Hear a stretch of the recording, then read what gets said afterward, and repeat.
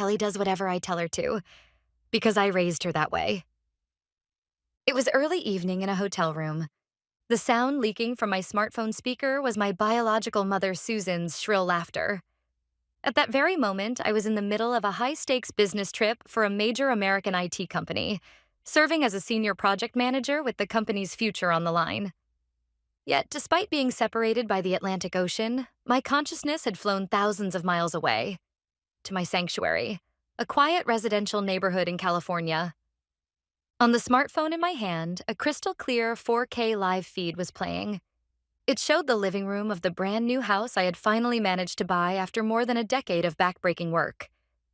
Inside the frame, the light clinking of crystal glasses echoed as more than 10 unfamiliar men and women lounged deeply into my custom-made velvet sofa, brazenly drinking the limited edition vintage wine I had bought as a reward for myself. At the center of it all, acting like the queen of a kingdom, was my mother. And beside her, giving her friends a tour of my state-of-the-art kitchen as if it were her own property, was my brother Daniel's wife, Tiffany. "This house is basically something I bought for Kelly," my mother bragged shamelessly to her friends. "She's never once disobeyed me when I told her, 'Give it to your brother,' ever since she was little." This time was no different. All I had to do was say a word, and she handed over the keys. Rebellion isn't even a concept in her dictionary. The moment I heard that, the last remaining shard of ice in my heart, the thing called affection for family, shattered with an audible crack. I had lived my entire childhood in Daniel's shadow. No matter how good my grades were, no matter how many promotions I earned, my mother's response was always the same. "Don't hurt your brother's pride. Your brother is sensitive. You need to support him." Those words bound me like a curse. I truly believed that meeting those expectations was the only way I might someday be acknowledged by her. I lived my life suppressing myself, a walking embodiment of self-sacrifice. But what they were doing on that screen went far beyond mere familial entitlement. This was an insult to my very life. With trembling hands, I confirmed that my phone's recording function was running. I had 15 hidden cameras installed throughout the house. They were my insurance. A response to the instinctive unease I had felt 2 weeks before this trip, when my mother had persistently insisted, "Just in case, leave me a spare key. That's the family rule." That's right. I've done whatever you said. Until now. Alone in the dark hotel room, I smiled quietly. On the other side of the screen, Tiffany was leading several friends toward my bedroom. "Hey, look. Isn't the master bedroom amazing? Actually, we're planning to move in here as a family next month.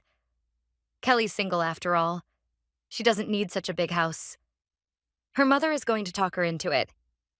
What spilled from Tiffany's mouth was an audacious plan beyond anything I had imagined. She leaned casually against my custom kitchen counter, laughing as if she were the true owner of the house. In her hand was an antique crystal glass I had fallen in love with and bought in London. Can you believe it? Kelly had them build 3 guest rooms even though she lives alone. Talk about not knowing her place. We have 2 kids who are growing fast, and Daniel keeps complaining he can't focus on work in that tiny apartment. So we talked it over with his mother and decided this house should obviously be passed on to our family. That's the right solution. One of the friends voiced the obvious question. "But what does Kelly say? She built this house herself, didn't she?" From the sofa, my mother waved her hand dismissively. "I'll tell her we can trade it for Daniel's apartment. She's single and lives for her job, right? She probably doesn't even have time to clean a place this big. Daniel's apartment is more than spacious enough for one person. Honestly, for her future, an easy-to-manage apartment is a win-win. She doesn't have the right to refuse." Just as she said, the mother I remembered had always put Daniel first, while I remained in the background. When Daniel dropped out of college, she blamed me. "You were too capable. You crushed your brother's confidence." When he drifted without a steady job, she said, "He's just chasing his dreams. He's not like you, obsessed with work." Even so, I kept telling myself that one day she would acknowledge me. But when I watched them casually open my closet and mock my treasured clothes as dull and tasteless, I finally woke up. To them, I was never family. And that party wasn't just a casual gathering, it was a celebration in advance. An invasion plan to create a fait accompli and seize my house while I was gone. What shocked me even more was what my mother said next. Before she comes back next month, I've already had contractors give me estimates to remodel the study upstairs into a kid's room. Blue walls would be nice. When she gets home, we'll just tell her, it's already decided. My fingertips were shaking with rage, yet my mind was eerily cold and clear. I opened a messaging app. It was a message to someone I had been secretly coordinating with for the past 2 weeks, ever since this trip was scheduled. Everything is going according to plan. No, we've had more harvest than expected. As I calmly watched the crimes unfolding on the screen, I began the countdown to my counterattack. Moreover, my mother's outrageous behavior didn't stop at turning my living room into a party venue. When I switched camera feeds, I saw that she had broken into my home office. That room was where I kept important work documents and managed my personal financial records. With practiced ease, my mother opened each desk drawer one by one, rummaging through their contents. Oh my, she has this much saved? Then we can put it toward Daniel's new business. Honestly, living so lavishly all by herself. She used her smartphone to photograph bank statements and investment documents I had carelessly left behind. This was a blatant invasion of privacy, bordering on illegal access. She was completely possessed by a warped sense of control, convinced that what belongs to my daughter belongs to me. Then another camera captured a scene so shocking I was left speechless. Tiffany had entered my master bedroom and was opening the drawers of my dresser. What she pulled out was a small velvet box.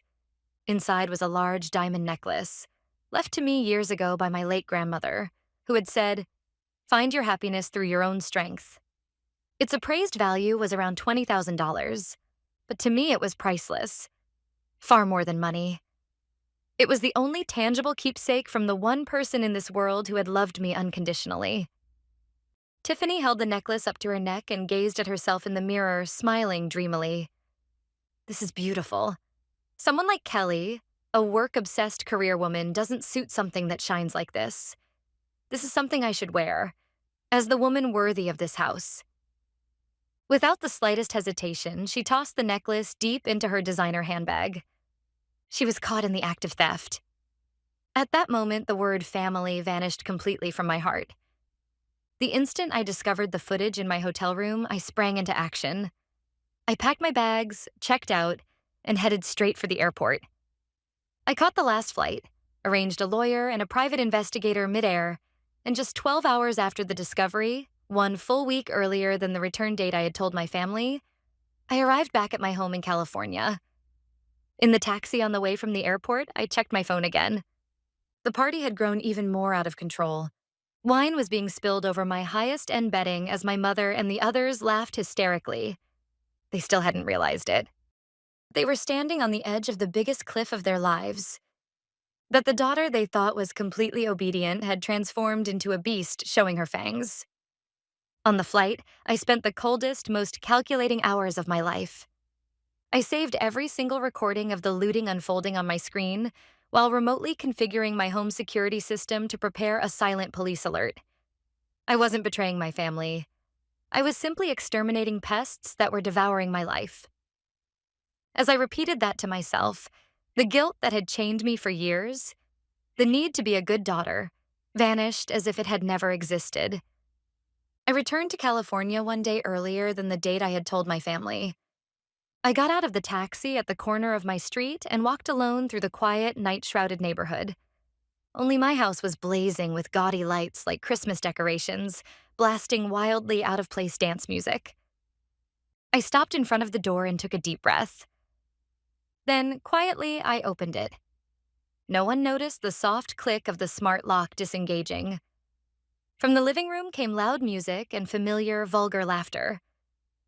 "Oh, let's open another bottle of wine." It was Tiffany's voice. Around her neck sparkled the necklace she had stolen that day. My grandmother's. I walked forward, step by step, into the living room. Then I turned on all the lights. "Good evening, everyone. You seem to be having quite a good time in my house." As if in a movie scene, Time froze. Daniel, who had been sprawled arrogantly on the sofa, jumped to his feet.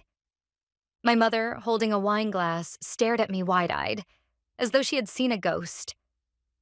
Kelly? Why are you here? You weren't supposed to be back yet. Her voice was shaking.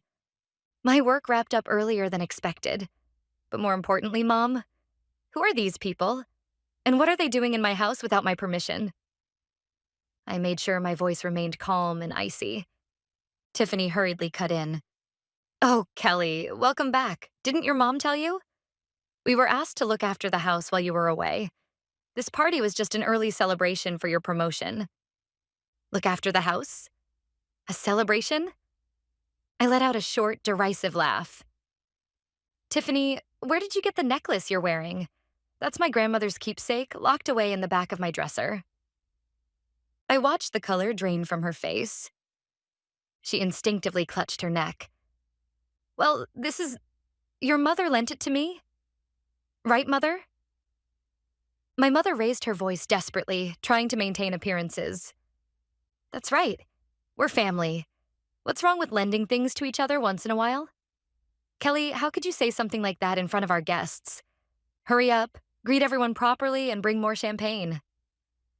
The same commanding tone as always. She still believed I was under her control. A greeting? Refills? No, that won't be necessary. As I stepped aside, two men who had been standing behind me entered the living room with calm authority. Who are you people? Kelly, what do you think you're doing bringing strangers into my house? My mother screamed. Without changing their expressions, the men slid their business cards across the table. Strangers is a bit offensive. I'm Owen, a lawyer representing Kelly. And this is Walker, a private investigator. We're here tonight to protect the Kelly you believed was completely obedient. A lawyer? The color drained from Daniel's face. The person I had been messaging during my business trip was not one individual, but these two professionals I had hired specifically for this situation. One was Mr. Walker, a private investigator highly skilled at gathering evidence of trespassing and asset misuse. The other was Mr. Owen, a ruthless lawyer renowned for winning cases with merciless precision. I had signed contracts with both of them the very moment my instincts sounded the alarm, right after I handed my mother the spare key. Shall we reveal the trick? I turned on the massive 85-inch television in the living room and wirelessly connected my smartphone. Since everyone's already here, let's watch the highlight reel of today's party together. The screen lit up with footage from several nights earlier. In crystal clear 4K resolution, my mother, Susan, could be seen laughing loudly, saying, Kelly does whatever I tell her. Tiffany appeared next, openly discussing her plan to force Kelly to trade the house for Daniel's apartment. And then, the exact moment Tiffany slipped the necklace into her bag, captured from a perfect angle.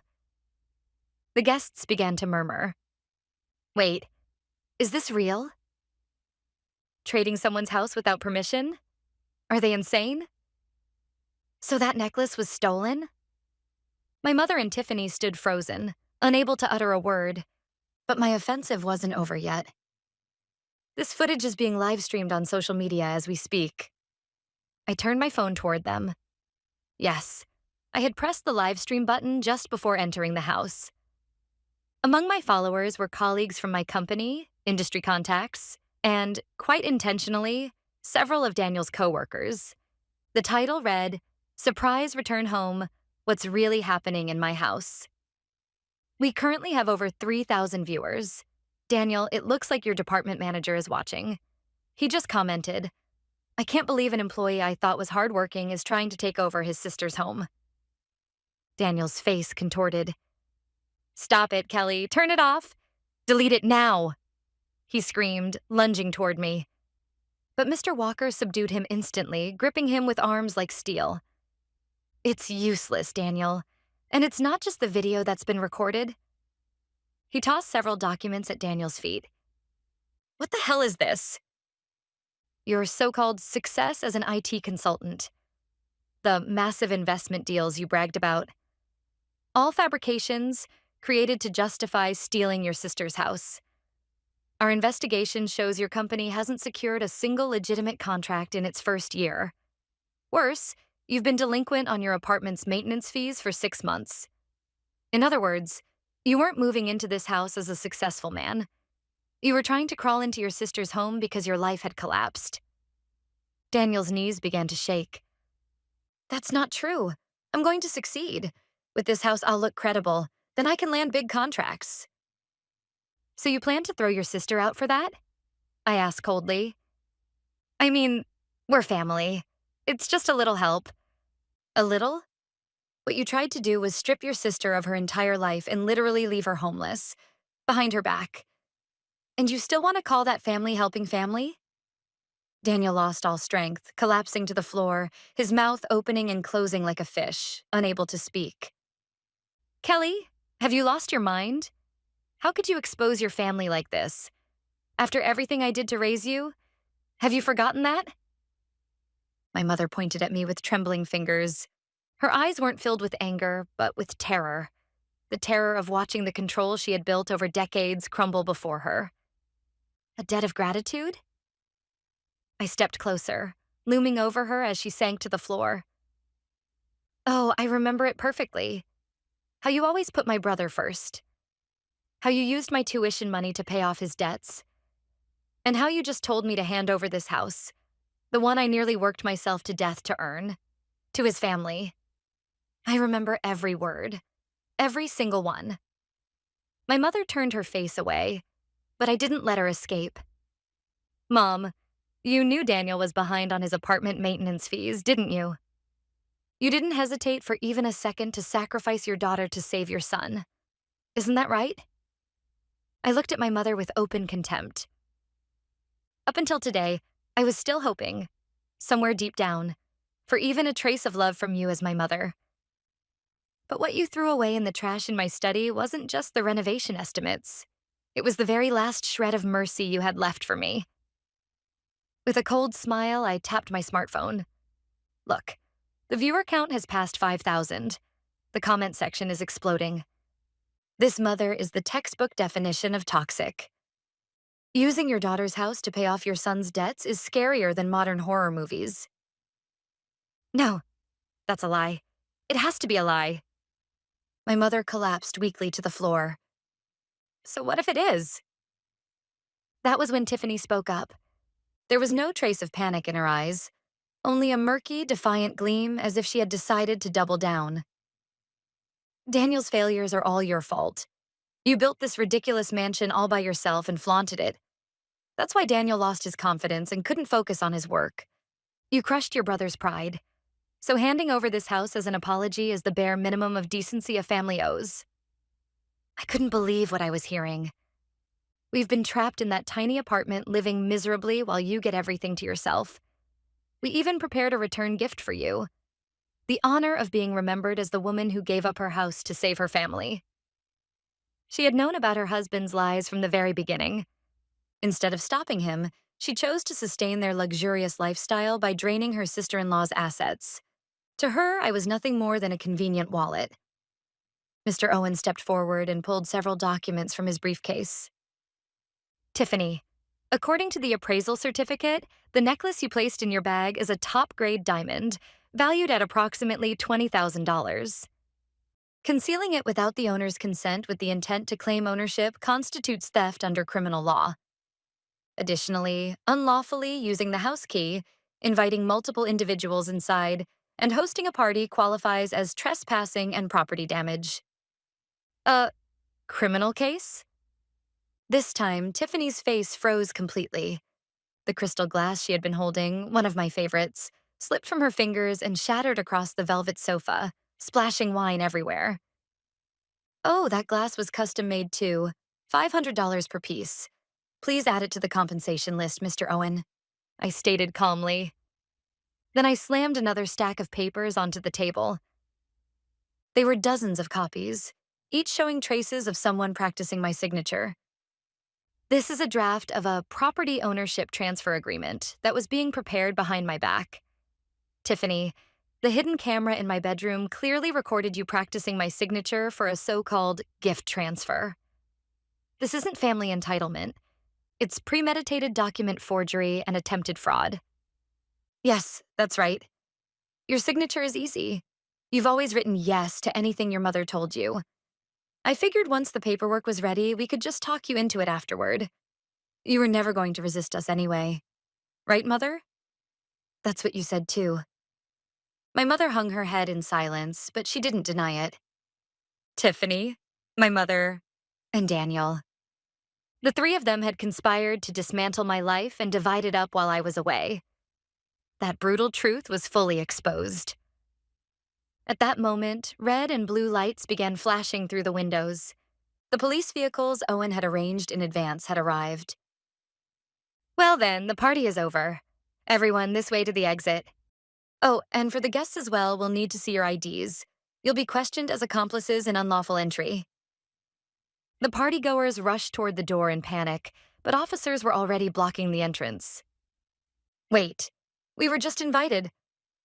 Susan said it was her house and we could come freely. The guests began scrambling to shift blame. My mother stared blankly at the ceiling, her eyes hollow, listening to it all. As the officers entered the living room, Tiffany began screaming hysterically. I didn't do anything wrong. This was all my mother-in-law's idea. I just did what I was told. Tiffany, how could you say that? The mother and daughter-in-law turned on each other in a grotesque display. This was the true face of the so-called perfect family. The police searched Tiffany's bag and recovered my grandmother's necklace. She was caught red-handed. Her screams as she was handcuffed echoed emptily through the soaring atrium of my new house. The next day, despite having just returned from an overseas business trip, I was sitting in Owen's law office.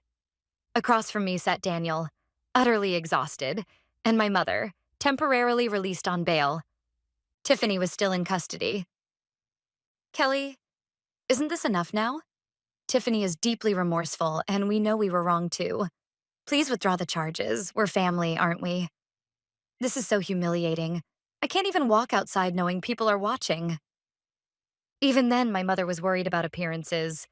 I slammed several documents onto the table. These are the materials proving the house swap plan you pushed forward while I was away. Not just contractor estimates, but even draft authorization forms where you attempted to forge my signature. I restored them from the trash bin in my study. These actions may also constitute attempted forgery of signed private documents. Owen added quietly. The unlawful house swap scheme you attempted to force through involved a power of lawyer forged by imitating Kelly's handwriting, as well as draft gift agreements. All of these have already been submitted to the police as evidence. Daniel, the delinquent status of your apartment fees is also highly compelling evidence establishing motive for this attempted illegal exchange. Kelly, please drop the charges. Daniel pleaded in a pathetic voice. My apartment is about to be foreclosed. If we're kicked out of here too, we'll have nowhere to go. Did you ever stop to think about that when you were trying to dump that foreclosed apartment on me and steal this house for yourselves? I asked icily. You too, Mom. You were perfectly willing to force your own daughter to live in an apartment on the brink of foreclosure, just to save your son, as if you were throwing me away like trash. My mother looked away, clutching her handkerchief with trembling fingers. Kelly, your brother is a sensitive child. If you'd just endured a little more, everyone could have been happy. That endurance was used up 20 years ago. I nodded to Owen. If you want me to withdraw the charges, there are two conditions. I looked my mother and brother straight in the eye. First, you will immediately pay $100,000 covering damages to my furniture and property, emotional distress, and the attempted theft of my necklace. $100,000? That's impossible, Daniel shouted. Then sell your car and all of Tiffany's luxury items. The apartment is already worthless. Second, you will agree to a permanent restraining order, no contact ever, and formalize it in a notarized agreement. If you so much as step onto my property or attempt to contact me even once, all criminal charges will be reinstated immediately. Please, don't be so cold. Kelly, you are always my proudest daughter. My mother tried to guilt-trip me with tears, but I knew her words were a lie. I was never her proud daughter. I was merely a resource she could be proud of using. Goodbye, Mom. The Kelly who lived by your commands died during that business trip. From now on, I'll live my life. For myself. In the end, they accepted every one of my conditions. Rumors spread through Daniel's workplace. He was removed from a key project and effectively demoted. Unable to endure the cold stares of his colleagues, he resigned a few months later under the guise of a personal decision. Tiffany received a suspended sentence after being convicted of theft and became locally infamous as the thief's wife. She was completely ostracized from the mommy group she once boasted about and eventually fled with Daniel and their children to a small apartment in the suburbs. And my mother. The very thing she feared most, the collapse of her public image, came to pass in the most absolute way. Clips from the live stream spread online and remained there, almost permanently. The word obedient became the chain that strangled her own reputation. Friends who once surrounded her drifted away, one by one, a few weeks later. I was sitting on a newly purchased sofa, sipping coffee in my quiet living room. Every lock in the house had been replaced with the latest biometric security system, and I had signed a special contract with a private security firm. My phone buzzed. It was a message from Owen. All settlements are complete. We've confirmed full payment from them. You're truly free now. I turned off my phone and gazed out at the California sunset beyond the window. The little girl who once trembled, constantly watching her mother's expression, was gone. This spacious house is no longer a place for others to seize. It has become my sanctuary, a place where I could breathe freely, as myself. The house is filled with a silence I had never known before, and with it, a quiet certainty of happiness.